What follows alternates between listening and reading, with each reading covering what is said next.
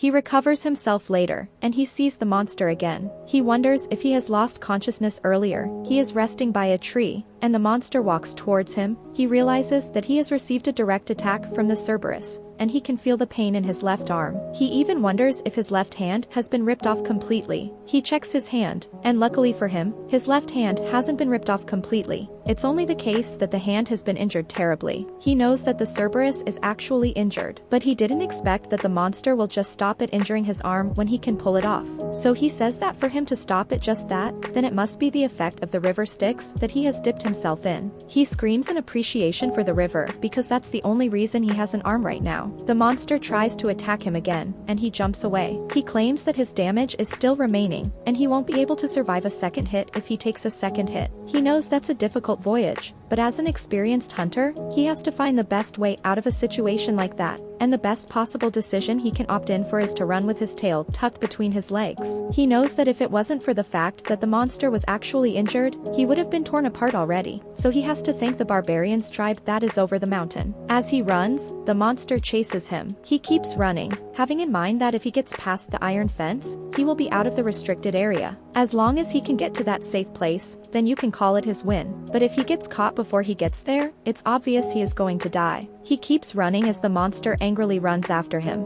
Unfortunately, he even forgets the path where the iron gate is. He tries to find the iron gate, thinking that it should be somewhere around where he is. He eventually finds the gate, and he is just some steps towards his safe place. He hopes that he will be able to run a little further. He keeps running and encouraging himself that all he has to do is to go a little bit further until he gets there. He notices that the monster has almost caught up with him, but he refuses to get discouraged. He runs and eventually gets towards his place. He jumps into the place, and the monster stops by the way. He remains on the floor for a short while so he can get himself better. He has left a trap by the place he was staying in case of necessity, and the trap has caught the monster. He mockingly welcomes the Cerberus to the cradle of swords as the monster struggles with the beans he has kept there. He also couldn't imagine that he would have to use a trap that he had laid out to catch and fight the hellhounds to catch a Cerberus. Cerberus is also in the same species of canid monsters as the hellhounds. The bloody bean essence that he had spread on the wooden spear that has caught the Cerberus will act as poison for the monster.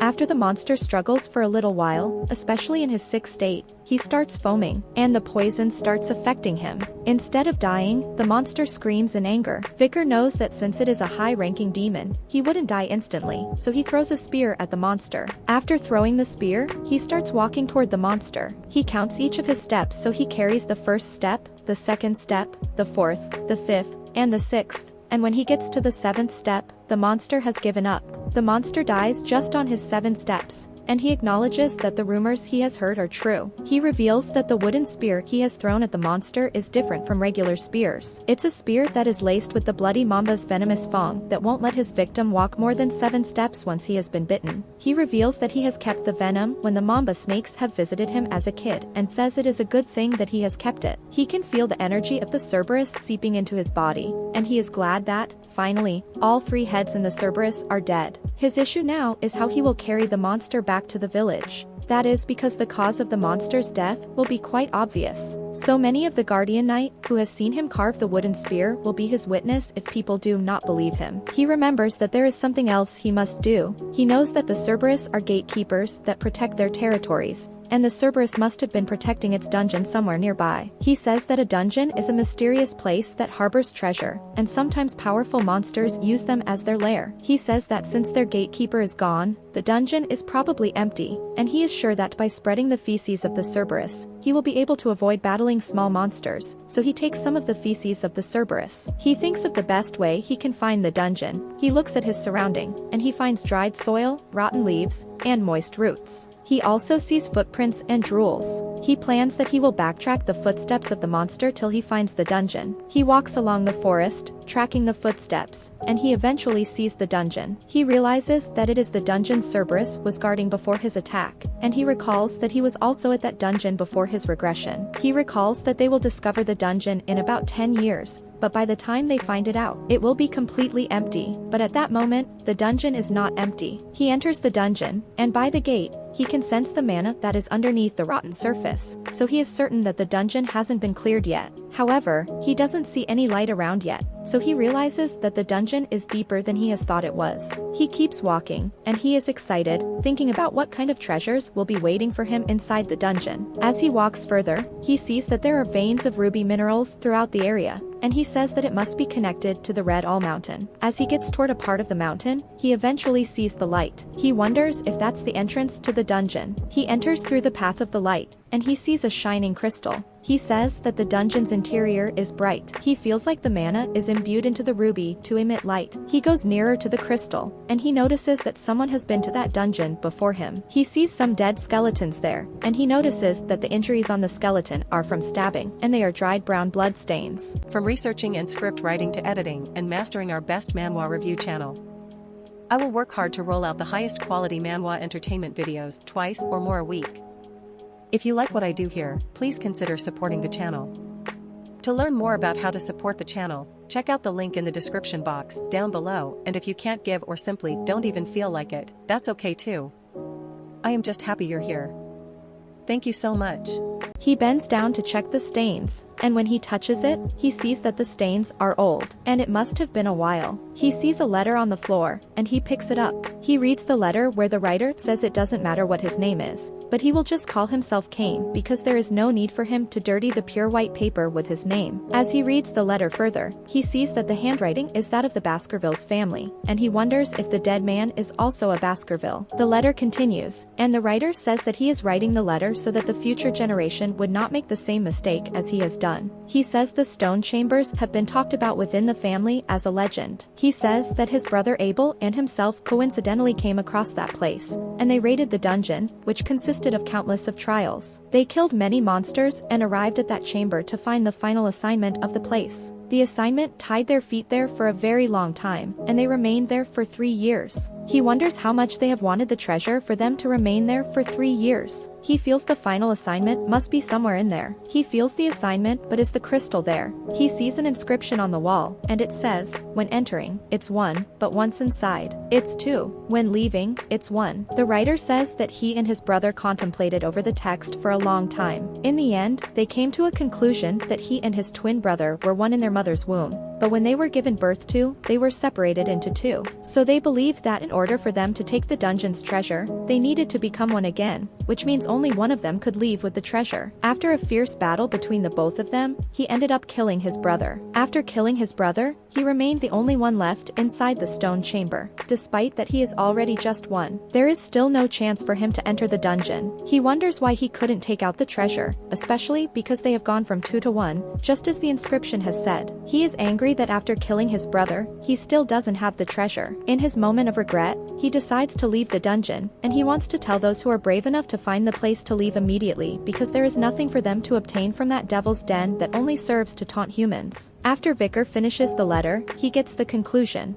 and it means that the brothers came all the way to the dungeon. They fought countless battles, and they faced countless challenges, but they left with nothing. He throws the paper away, saying that he doesn't have a twin, and the assignment is the same thing he has gotten despite that he doesn't have a twin, so that means the brothers, Cain and Abel, have misinterpreted the text. He thinks about what the words could mean and wonders what the sentence, when entering, is 1, but once inside, it's 2, and when leaving, it's 1 could actually mean. He urges himself to think about what could be the answer, because there is no dungeon that a person can't beat. He keeps thinking and looking around, and he notices something. He realizes that Cain and Abel were just unlucky, and it was because they were 2 that made them unable to solve the problem, and they were hindered by a fixed idea. He touches the crystal and sees it's a dark passageway and a contrasting bright stone chamber, and the answer to the riddle lies inside the dungeon. He is 1 when he is entering through the dark passageway, but as soon as the ruby's light casts a shadow on him, he becomes 2 because of his shadow, and when darkness re-enters, that is when the stone chamber's final stage will open, so the answer to the riddle is shadow. Immediately, he mentions the word shadow, the dungeon opens, and the stairs show forth with fire. He laughs that the cause of the 2 brothers' death is the relic of the Devil's Denver. The crystal opens, and the sword comes out. He knows the sword is the Beelzebub,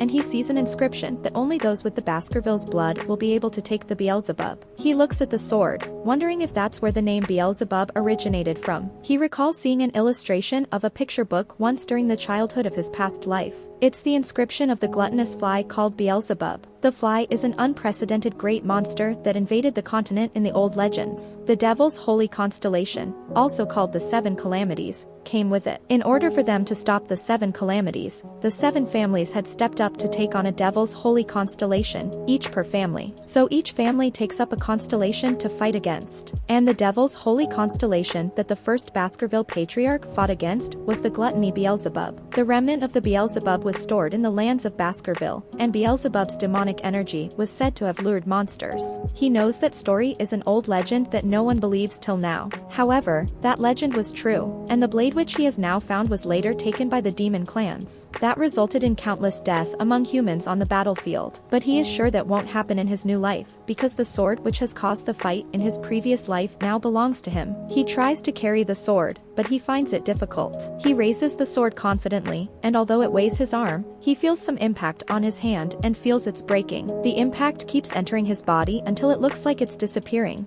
He knows the blade was made from the corpse of the Devil's Holy Constellation, so he has lucked out to receive the Beelzebub. The fact that he has taken that great instrument in his present life makes him more confident in his skills in that life. He wonders how much stronger he will be in that life, and he is excited to know how much his life will change. He checks around the dungeon, and he feels it doesn't look like there is anything else for him to obtain there, so he decides to head back to his safe zone. He suddenly gets weak, and he falls. He wonders what is wrong with him and why he is feeling dizzy. He concludes that he is feeling hungry. He sees that the sword which has entered his body is growling, and he wonders if the sword is asking him for something to eat. He stands up and struggles to leave. He feels such a voracious hunger inside his stomach. He also wonders if his sense of smell has also been heightened because of the sword and says he thinks he is smelling something very delicious. The sword keeps dragging him back, and the sword stretches towards a part of the forest. He wonders if there is something to eat in that part of the forest. He follows the direction the sword is taking him to, and he sees the corpse of the hell he had killed earlier. The sword stretches out of his hand and goes to the corpse. It sucks out blood from the corpse, and he also notices that since he is absorbing the blood through the sword,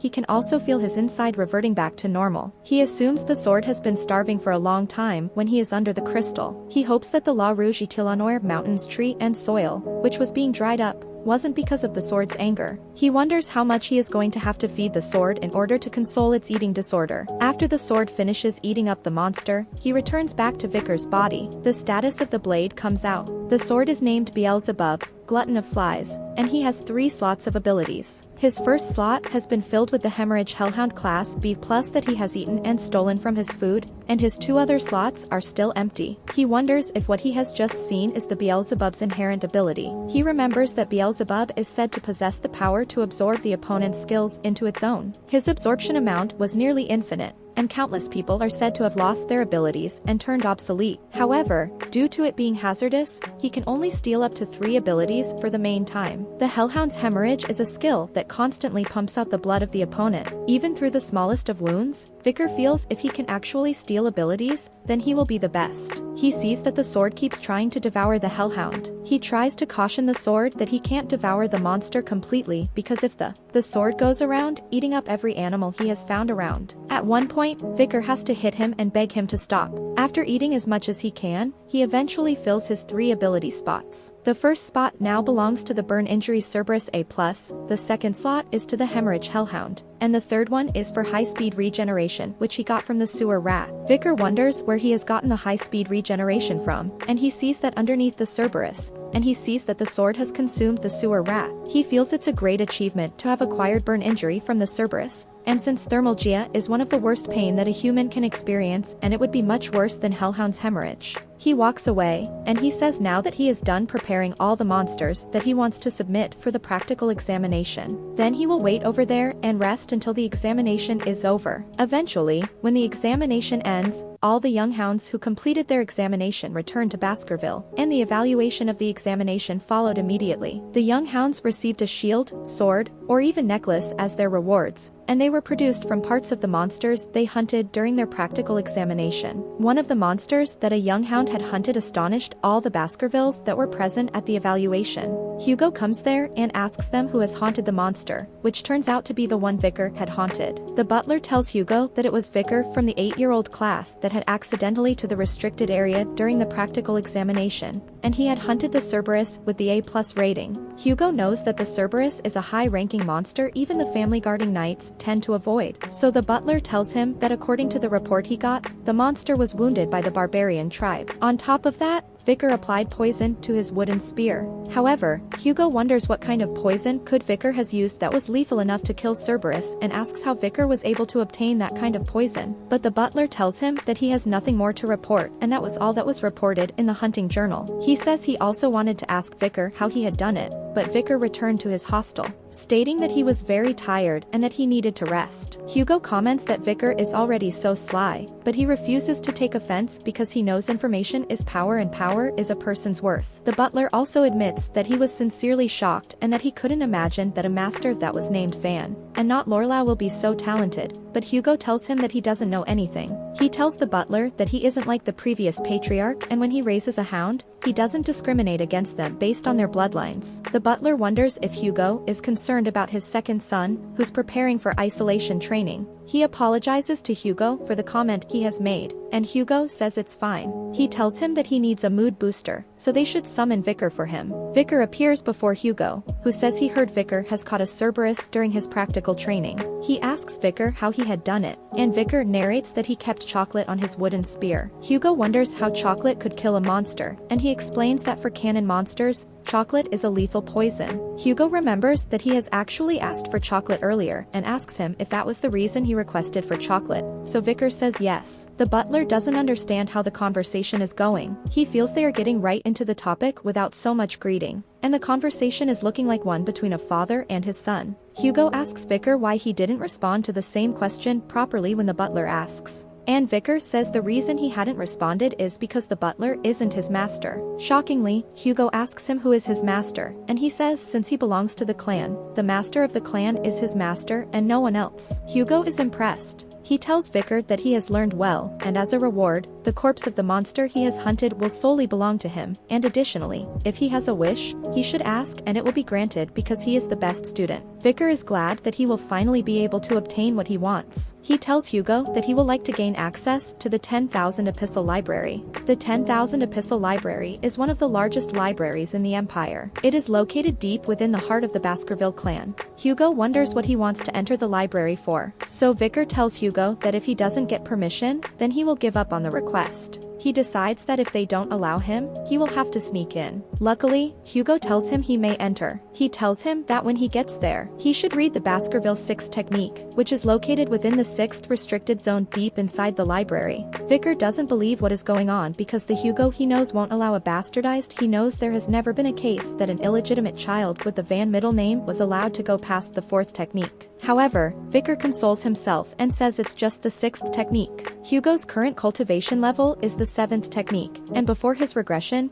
Hugo was able to bear 9 of his fangs. He hasn't forgotten about the life of discrimination as an illegitimate child, so in this life, he will ensure he surpasses Hugo. He plans to obtain the greatest essence of Baskerville, which is the textbook of swordsmanship containing the teachings of the first patriarch who was able to subjugate the 7 great disasters. However, he wonders who will give him the book and says it will be Hugo, and Hugo will hand it over by himself. He tells Hugo that he will learn the 6th technique, and Hugo is expectant. He appreciates Hugo for the opportunity and says he will ensure he surpasses his expectations. He knows in his mind that Hugo won't realize the true value of the random book that he will hand over to him. After he meets with Hugo, Vicar goes to the 10,000 Epistle Library. He claims it's his first time coming to that place in person. He checks around all the books from the severing incisors, grinding maulers, and piercing canines, snaggletooth that embeds twice, wisdom teeth that lay down, and all other books about swordsmanship. They are all books on swordsmanship that he desperately wanted in his former life,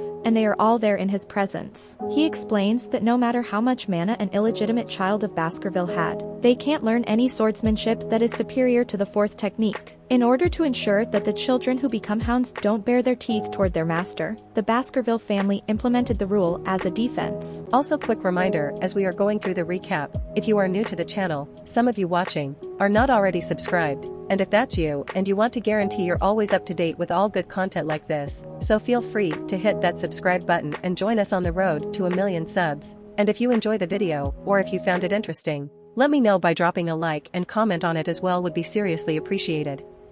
Let's continue. He eventually sees the book he is looking for. He can't believe that Hugo would offer him the swordsmanship book on the sixth technique. He claims that if it was before his regression, he could never have dreamt of such an opportunity. Before his regression, he had learned the theory behind the 1/4 technique until he got sick of it, and it was to deduce and speculate the theory of the 5th technique. He reads in the book that after drawing the 4th tooth, he needed to have stopped mana flow. He wonders if that is why he couldn't make the 5th tooth. Baskerville swordsmanship depends on the stage of the sword. It's 1 tooth for the first technique, 2 for the second, and so on. When they draw teeth, a special trait, a red sword energy, will appear. He says he doesn't care about the 6th technique, because the real reason he is asked to visit the 10,000 epistle library is totally different. The stage he desires to get to is higher than the 5th stage. He comes out of the inner side of the library, and the servants wonder why he has come out very early. They assume he couldn't find the book he is looking for, so they tell him the swordsmanship books and other books are deep within the library,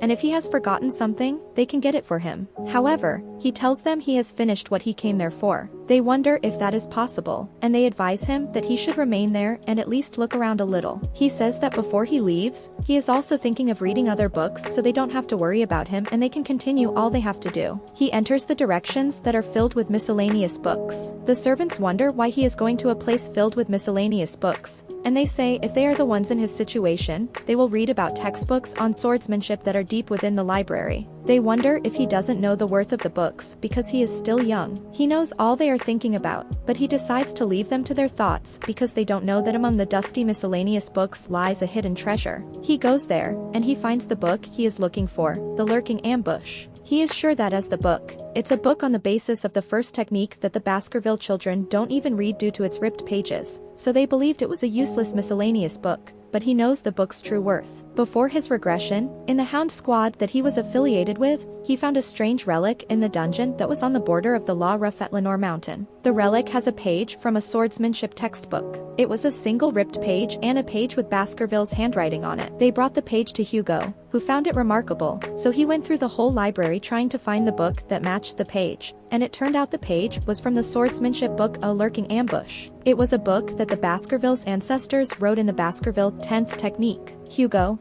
who at that point had gone crazy looking for the 10th technique, released the hounds and found the remaining 6 pages with the techniques written on them. He eventually found out the remaining pages were hidden in the 7 great families. As a result, he declared war on the other families and sent hounds to those who refused to send the pages. After the sacrifice of so many hounds, all the missing pages were given to Hugo, and the reward for doing all that was Hugo just telling him he had done a good job. He is angry about his previous life and says he had only lived a stupid life because of the pages. Hugo broke through the 7th technique and achieved the 9th technique, and under him was wasting piles of hound corpses and blood. However, he will ensure that doesn't happen in this life. He was the hound that claimed the remaining pages of the book, and he remembers all the contents that were written on those pages. And the reason he couldn't go beyond the 4th technique was that he had no access to the original book. He reads the original text, and he sees that the first step to the 10th technique is similar to the first technique. And when they unsheath their swords and draw the first path, and show aggression, that is when the sword exceeds its natural limit. So if the other people read the book,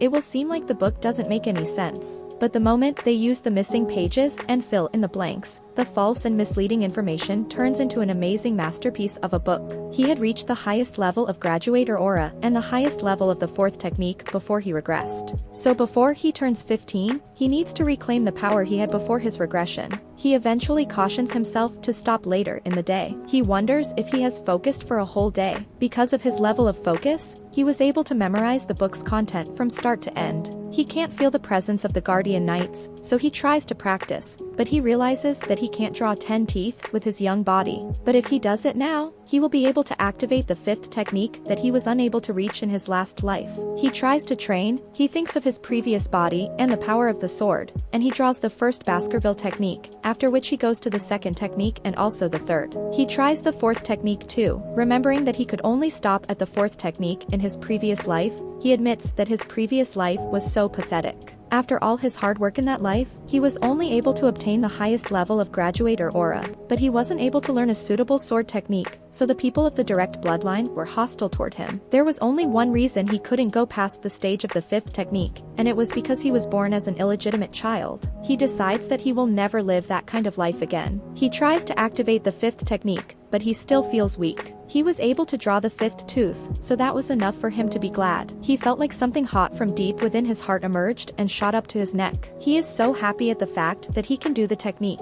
and he is glad that he can cry. He is breaking so many records in the history of the Baskerville family, and it is a great story of how a young hound's canine teeth would bear towards his master. And these teeth are growing already. Now that he has finally succeeded in drawing his 5th tooth, as long as his mana can support it, he can reach the level he was at before he regressed. He feels his mana capacity has definitely increased as well. He feels his mana has reached another level, and his liquid aura, which is the sign of a graduator, seems to have gone from a high-class sword expert to that of a low-class graduator. That was a point that took him about 30 years to reach in his previous life, and he can't believe that he has managed to reach there at 8 years old. In their family, graduators are on a completely different level from sword experts. The solid aura starts to turn into a liquid aura, and the density also increases and allows it to be used more freely. At that point, his swordsmanship had gotten so much better than before he regressed. He knew he wouldn't be stopping at the 5th technique, and he will get to a sword technique that could reach the 10th technique with endless possibilities. He has previously learned the piercing fong, and although it was true that he could get stronger in a shorter period of time, it also had its limitations. On the other hand, the lurking ambush is a perfect sword technique that can smoothly transition between offense and defensive with no growth limitation. If he puts his mind into the technique, he might even be able to challenge a mid-class graduator. He feels if he faced a mid-class graduator, he would have a 100% chance of assassination, and about 50% if he faced them head-on. The only issue he has now is how much of his skill he should reveal to Hugo. He can't show too much of his skill, and it won't be great if he shows too little of his strength too. He needs to give Hugo something to look forward to so he can have enough time at the library to take in everything he needs. He sets fire to the lurking ambush book, hoping that with that, Hugo and the other hounds will have a hard time reaching the 10th technique. Well, that excludes him because he has learned it already. The Guardian Knights smell something in the library, and they wonder what it is. They see that he has burnt a book, and they ask him what he is doing. He lies to them that he is sorry and he has mistakenly left the magnifying glass around, and it burned the book. He says that if they need to report the burned book, he will let the butler know, but the knights tell him that it isn't something that he needs to apologize for, and it's their fault for not looking after him properly, and they are glad that he was in an area with only useless books. Vicar also tells them he doesn't think the book is a worthwhile one. He claims they should be busy with the Morgue clan regarding the ruby mines, and he doesn't think that they have to deal with small problems like the one he is experiencing. They also remember that they had left their post of duty, and reporting the issue will also put them in trouble, so concealing it is a small price for them to pay for their nonchalance. They tell him that as long as he also keeps it a secret, they will follow his lead and keep it a secret. He agrees that they should all keep it a secret between them and tells them they can continue with what they are doing since they are busy. He apologizes to them and returns to the library. After he leaves, they talk with each other and they say that he is such a nice person. They claim he even cares about the workers compared to the other young masters, so he deserves to be respected too. Vicar leaves the library and he meets with the butler and Hugo. Hugo is excited to ask him what he has learned and asks if he is enlightened. He tells him he has learned new things, and Hugo asks him to tell him what he has learned in the library. He lies to Hugo that he had felt something warm and sharp yet soft and viscous. They immediately know that he is talking about his aura. They know that aura is a sign that a person has officially entered the world of the sword. Even geniuses have to train without rest until they reach the age of 15 in order to leave the level of a low-class sword expert. Hugo controls himself from getting too excited. He refuses to believe that it's aura and says Vicar is just 8 years old. Hugo asks Vicar if he can show him what he has felt. He tells Hugo yes, and draws out his sword. The students wonder how that will end, and the butler asks Hugo how he intends on testing Vicar's skills. Hugo replies that he is planning on releasing a monster for Vicar to deal with. The butler thinks that's far-fetched, but Hugo says he has made sure he prepared a hungry and feisty monster for Vicar to deal with. They bring out the monster in chains. It's an orc with a risk rating of C, and the other students scream. They claim it is an overkill to send an orc to deal with an 8-year-old boy. They feel Vicar needs to be at least 15 before he can deal with an orc. They assume that if things get difficult, the Guardian Knights will get involved. After the orc settles, Hugo commands his knights to remove the chains, and the fight starts. Vicar is sure he is going to win, so he isn't too scared. He sets out and pulls out his aura, and he hits the orc with his sword. The orc starts bleeding and screaming. He knows that the orc must be surprised that it is bleeding for the first time. He knows the orc's distinctive skill, high-speed regeneration, won't activate too, and a C-class monster won't be able to stop the hemorrhage caused by a B-class hellhound. That's because he has used the second slot in his sword to fight. Even Hugo is shocked. He wonders how Vicar is that strong when he is only 8. The student rumor among each other, wondering if it's possible for him to do all that without collecting mana. Vicar turns and tells the audience that he thinks there is something wrong with the orc. He says that orcs are known for their regeneration, and as they can all see, the blood of the orc isn't stopping. Hugo tells the butler that the only reason Vicar won is that the orc was much weaker, but the butler knows Hugo is happy, and he wonders why Hugo can't just express his happiness. Vicar calls out for Hugo and asks him if they have any monster that is stronger than the orc. Hi, you're watching. If you enjoyed the video, subscribe to watch more videos like these, turn on notifications, and leave a like and comment to help the channel out. From researching and script writing to editing and mastering our best manhwa review channel, I will work hard to roll out the highest quality manhwa entertainment videos twice or more a week. If you like what I do here, please consider supporting the channel. To learn more about how to support the channel, check out the link in the description box down below, and if you can't give or simply don't even feel like it, that's okay too. I am just happy you enjoyed the video. Thank you so much for watching. We will see you on the next video.